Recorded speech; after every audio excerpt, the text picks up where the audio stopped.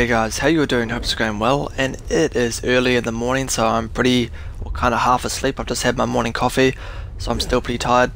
But there's some definite important Fallout 4 news which I wanted to discuss with you guys. It's not game changing, but it's definitely up there in the importance of Fallout 4 news.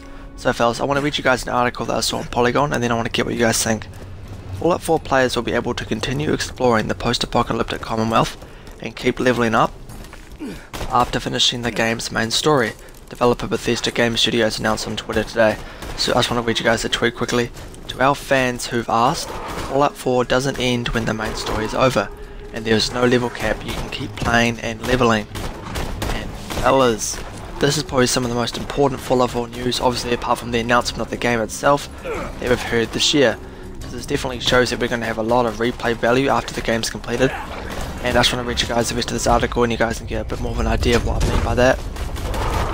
This is a major departure from the previous Fallout games, all of which had level caps, and it means that the experience players earn from side quests and other activities they do after completing the main quest line will be worthwhile. Bethesda said previously that it is revising the way enemy difficulty is scaled upward along with the player's level, a change that likely goes hand in hand with the removal of a level cap. We call it rubber banding, if I say this word correctly. As I mentioned before, it is early in the morning. So we'll have an area where enemies scale from level 5 to 10, and this area will be level 30 and above. Fallout 4 game director Todd Howard told Game Informer at E3. So fellas, let's discuss this article a bit. So if you guys remember back in the days of good old Fallout 3, they had a level cap, right? It was like 20, but you couldn't continue playing the game after you completed the main story. And so many fans complained about this that they later patched it with the Broken Steel DLC, if you guys remember that. And for some weird reason, even though Bethesda didn't make New Vegas, they did the same thing with that, which was just completely mind-boggling why they did that. They got so much hate for it.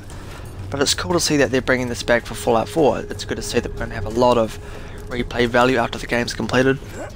Because replay value is definitely one of the most important things to have in Fallout. And as I mentioned before, this is probably some of the most important Fallout 4 news we've heard all year. And I don't know how this is actually going to play out in game, but I did see a comment on this article which I found kind of funny, and someone put, well, there goes our lives, and I can definitely see where that comment's coming from, man, because if there's no level cap, I could definitely see years of our lives being spent in these games and being spent in our characters, which I can't wait for, fellas. But seeing as this is such important Fallout 4 news, I want to hear what you guys think in the comment section down below. Be sure to let me know your opinion and discuss it with others. So as always fellas, thank you for watching, it is greatly appreciated. Be sure to comment your opinion, stay safe, stay tuned, have a great day and continue to have a great morning, and I'll see you fellas on the next one.